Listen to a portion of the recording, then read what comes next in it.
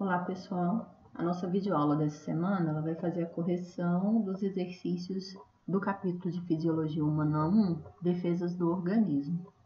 Como eu não recebi nenhuma solicitação em especial, eu fiz uma seletiva dos exercícios que eu julguei mais convenientes para a gente discutir. O primeiro exercício que eu vou discutir com vocês é o exercício 2 da página 50, um exercício proposto. Ele é um exercício do vestibular da Universidade Federal de São Carlos, São Paulo, e ele fala o seguinte: no esquema a seguir, construído segundo Junqueira e Carneiro, em 1972, está representada uma área inflamada do corpo humano. Nele, 1, 2, 3 e 4 correspondem à seguinte sequência de eventos. Aí ele pede para você identificar quem são esses eventos, né? Então, o evento 1, ele demonstra a saída do glóbulo branco do capilar, né, do vaso sanguíneo, para o tecido adjacente. Esse evento a gente pode chamar de diapedese. O evento de número 2, você tem aqui, né, a formação desse pseudópode com a finalidade de fagocitar essa bactéria. Então, ele vai representar a fagocitose. O evento 3, ele consiste na digestão intracelular, em que esse fagossoma ele vai se fundir com as enzimas do lisossomo para favorecer a digestão dentro do neutrófilo. E o evento 4, eu tenho resto de bactéria e de neutrófilo, formando aquilo que eu chamo de pus. Esse neutrófilo, depois dele neutralizar a bactéria, ele morre porque a bactéria ela produz toxinas e essas toxinas vão representar a toxicidade para o neutrófilo. Como ele é uma célula sensível, ele vai morrer. E isso vai levar à formação de pus, que nada mais é do que o resto celular e microbiano, né?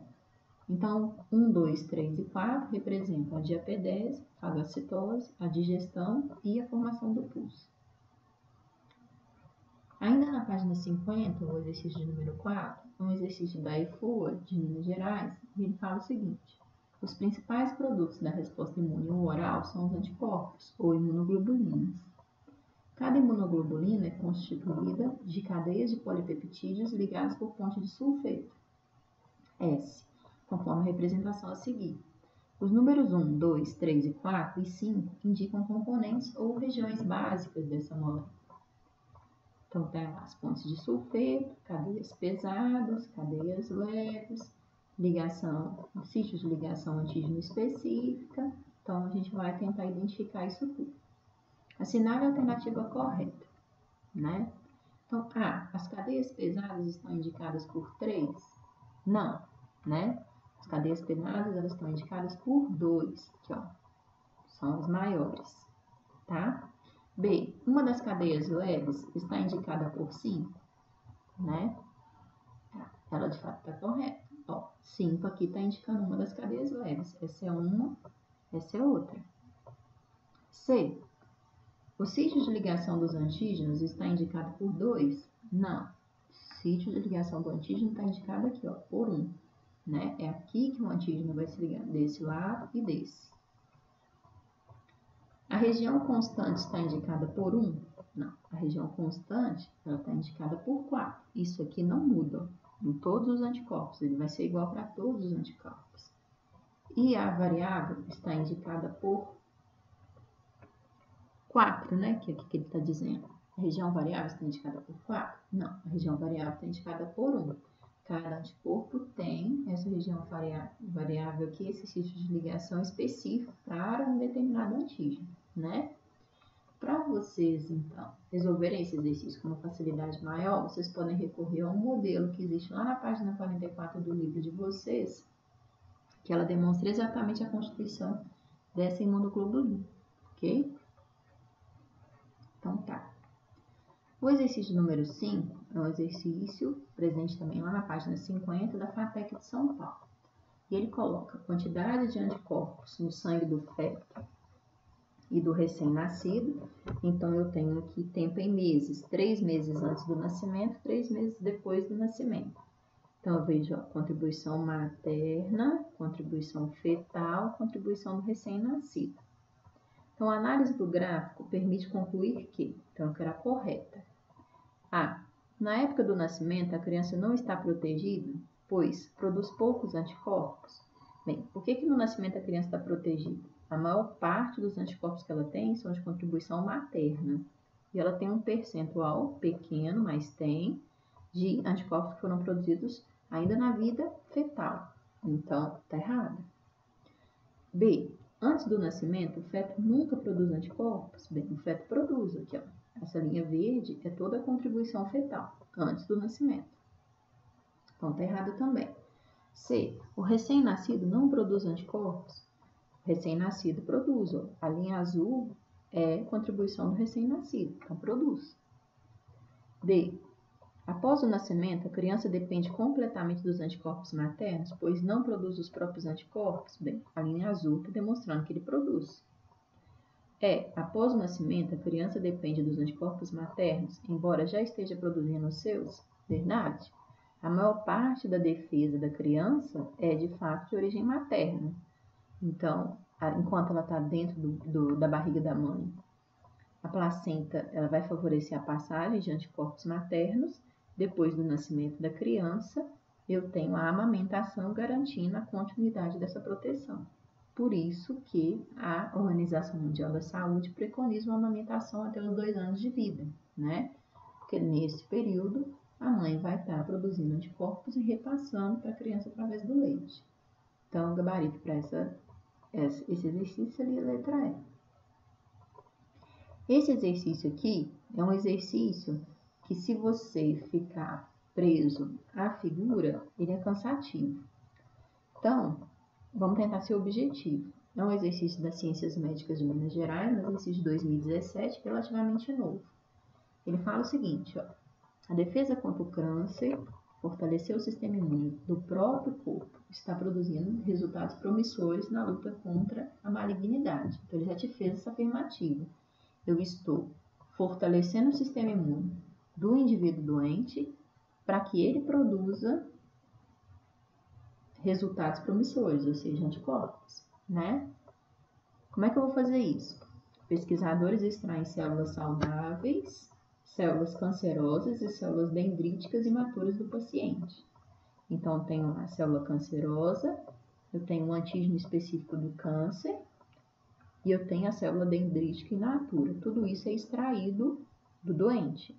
Eu coloco aqui nessa plaquinha de Petri. Aí os pesquisadores comparam os padrões genéticos de células malignas e células saudáveis, ou seja, doentes e saudáveis, procurando por informações sobre antígenos encontrados apenas nas células cancerosas, ou seja, eu quero identificar especificamente o antígeno. Esses antígenos são adicionados às células dendríticas, que os absorvem. Então, as células dendríticas, agora maduras, são reinjetadas no paciente. O que eu fiz na hora que eu identifiquei a célula que é maligna? Eu apresentei ela para a célula dendrítica, que é uma célula indutora de imunidade no paciente. Aí essas células dendríticas maduras vão apresentar os antígenos específicos do câncer às células TCD4, que respondem ao liberarem compostos imunoestimulantes chamados citocinas, e células TCD8, que agora podem encontrar e atacar diretamente as células tumorais portadoras de antígenos. Então, o que eu fiz nesse processo aqui?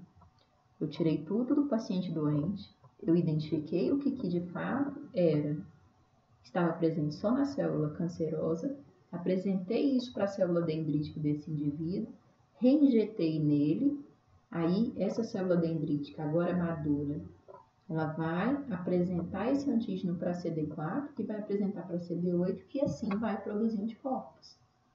Aí, uma vez que essa célula CD8 está ativada, eu tenho a capacidade de distinguir a minha célula normal da minha célula tumoral e destruir só a célula tumoral.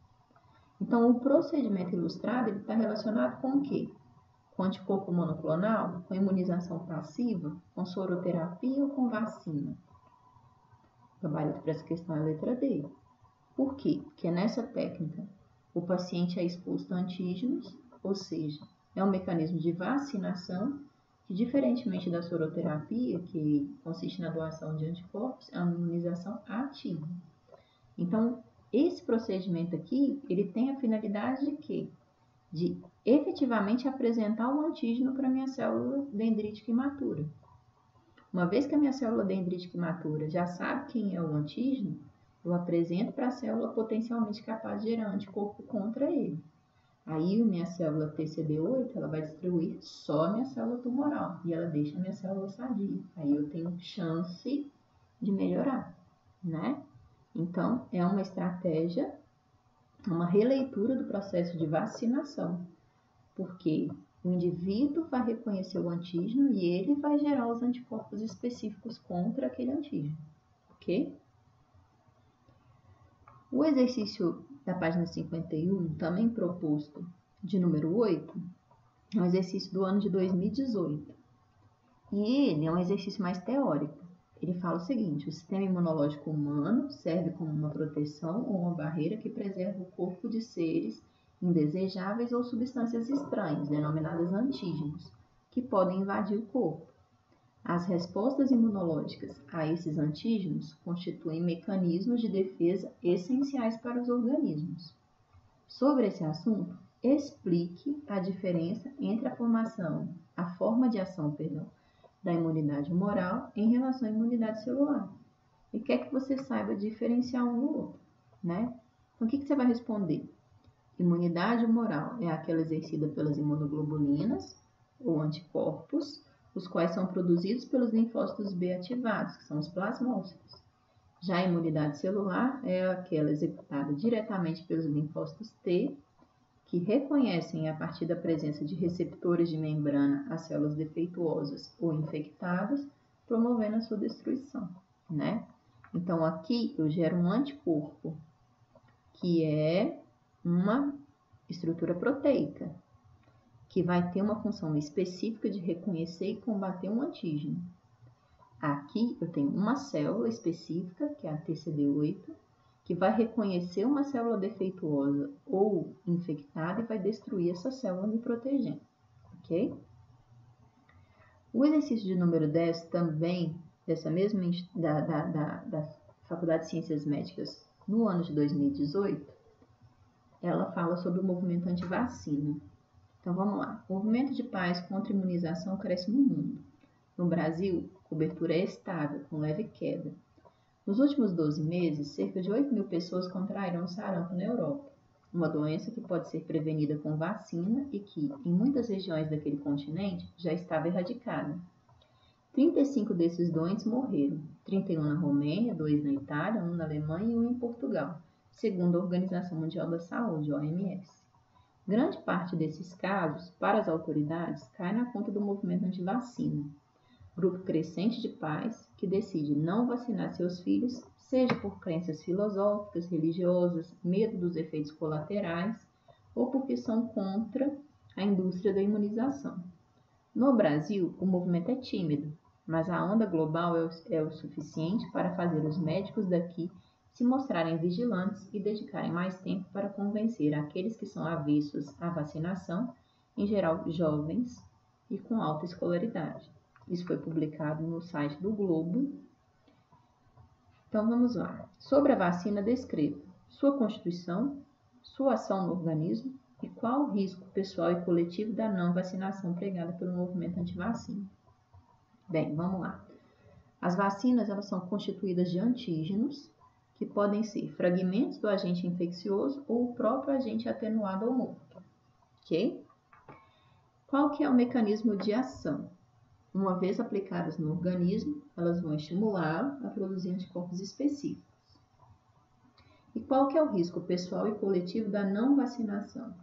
A não vacinação faz com que o risco de aquisição de infecções aumente para o indivíduo e torna-o portador de doenças infecciosas para outras pessoas. Então, pode ser transmissor, principalmente para aquelas que apresentam um sistema imune deficitário. Quem são? Os recém-nascidos, os idosos e os doentes. Então, a não vacinação é um risco para o indivíduo e para a coletividade, né? Por isso que a gente tem que tentar reverter esse quadro. O exercício 11 da Unicamp, ele fala o seguinte: notícias recentes veiculadas pela imprensa informam que o surto de sarampo no estado de São Paulo foi devido à diminuição do número de pessoas vacinadas nos últimos anos. As autoridades sanitárias também atribuíram o alto número de casos em crianças abaixo de 1 ano ao fato de muitas mães nunca terem recebido a vacina contra o sarampo. Se a mãe já foi vacinada ou se ela já teve sarampo, o bebê fica temporariamente protegido contra essa doença. Por quê? Então, mediante vacinação ou adoecimento, a mãe produziu anticorpos e células de memória, que podem ser transmitidos via placenta ao feto em desenvolvimento protegendo. Ok? E B, porque uma pessoa que teve sarampo ou foi vacinada fica permanentemente imune à doença? De que forma a vacina atua no organismo? Então, a geração de células de memória torna a proteção permanente e, como vimos, as vacinas são constituídas de antígenos, que podem ser fragmentos do agente infeccioso ou o próprio agente atenuado ou morto, que uma vez aplicada no organismo vai estimulá-lo a produzir anticorpos específicos. Assim, vocês conseguem responder aos 3 comandos aqui, sugeridos nesse exercício. O exercício de número 14 é um exercício da PUC, Minas, do ano de 2016. E ele fala o seguinte: além das pesquisas para a produção de uma vacina contra o Zika vírus, o Instituto Butantan pretende também produzir um soro anti-Zika, que será disponibilizado às grávidas infectadas pelo vírus. O objetivo é impedir possíveis danos causados pelo vírus ao feto, como a microcefalia. O projeto está em fase inicial, mas se todas as etapas derem certo, começamos a experimentação em pessoas em menos de 1 ano, afirma o imunologista Jorge Calil, diretor do Butantan. Sobre o assunto, é errado afirmar: a vacina pode conter o vírus inativado ou enfraquecido e incapaz de afetar o desenvolvimento do feto ou afetar significativamente as mães, Correto. B. O soro deve conter anticorpos capazes de inativar o vírus nas gestantes infectadas, prevenindo a sua passagem pela placenta. E caso atravesse a placenta, combater o vírus no organismo do feto. Correto. A C, ela coloca o seguinte: a vacinação de homens não contribuiria para a redução de casos de microcefalia causados pelo vírus da Zika. Essa alternativa está errada. Daqui a pouquinho eu discuto com vocês por quê. E a D, ela fala o seguinte: o soro deve ser produzido em animais e a vacina pode ser produzida em culturas de tecidos ou em ovos embrionários. É assim que a gente produz vacina. Ou a gente vai injetar o antígeno em cultura de tecido ou em ovo de galinha, geralmente embrionário, tá? Isso porque o vírus precisa de uma célula para conseguir se replicar. E aí a gente consegue gerar uma quantidade de vírus suficiente para imunizar o indivíduo usando dessa metodologia. Por que a letra C está errada? Porque quando a gente vacina o homem, a gente os torna imunes ao vírus da Zika. Isso quer dizer que o vírus não vai conseguir se multiplicar dentro do organismo dele. Dessa forma, eu vou interromper a transmissão da infecção, porque se os mosquitos não adquirirem a infecção ao picar esses indivíduos, eu não consigo gerar Zika em mulheres, principalmente nas gestantes, ok? Esse exercício aqui é um exercício da seção Enem número 1. É um exercício relativamente recente, ele caiu em 2016, e ele fala: vários métodos são empregados para a prevenção de infecções por micro-organismos. 2 desses métodos utilizam micro-organismos vivos, e são eles: as vacinas atenuadas, que são constituídas por patógenos avirulentos, ou seja, não capazes de gerar doença, e os probióticos, que contêm bactérias benéficas. Na figura são apresentados 5 diferentes mecanismos de exclusão de patógenos pela ação dos probióticos no intestino de um animal. Primeiro é competição por nutrientes. Segundo, produção de substâncias antimicrobianas. Terceiro, disputa por sítios de adesão. 4, estimula a produção de imunoglobulinas. 5, manutenção de integridade epitelial. Se vocês não conseguirem associar, probiótico aqui, por exemplo, o Yakult é um probiótico, Qual o mecanismo de ação desses probióticos promove um efeito similar ao da vacina? Então, desses 5 que foram citados, qual que é similar ao da vacina? É o de número 4. Por quê? Porque ele vai estimular a produção de imunoglobulina, assim como a vacina faz. A vacina nos induz a produzir anticorpos, que são imunoglobulinas, ok? Então, a ação de número 4 do probiótico ou a vacina atuam da mesma forma, tá? Por isso o gabarito letra B. E esse exercício aqui, ele faz referência ao HPV. Também um exercício do Enem. O vírus do papiloma humano, HPV, causa o aparecimento de verrugas e infecção persistente, sendo o principal fator ambiental do câncer de colo de útero nas mulheres. O vírus pode entrar pela pele ou por mucosas do corpo, o qual desenvolve anticorpos contra a ameaça, embora em alguns casos a defesa natural do organismo não seja suficiente. Foi desenvolvida uma vacina contra o HPV que reduz em até 90% as verrugas e 85,6% os casos de infecção persistente em comparação com pessoas não vacinadas, publicado na Globo em 2011. O benefício da utilização dessa vacina é que pessoas vacinadas, em comparação com as não vacinadas, apresentam diferentes respostas ao vírus HPV, em decorrência da alta concentração de macrófagos. Vacina não tem nada a ver com macrófago, ok? Vamos lá. B. Elevada taxa de anticorpos específicos anti-HPV circulantes. Essa é uma alternativa correta. Quando eu tomo uma vacina, eu quero aumentar a taxa de anticorpo específico contra um determinado antígeno, no caso aqui o HPV. C. Aumento na produção de hemácias após a infecção por vírus HPV. Eu não tenho nada falando sobre hemácias aqui nesse exercício, né? Então, exclui. D. Rapidez na produção de altas concentrações de linfócitos matadores.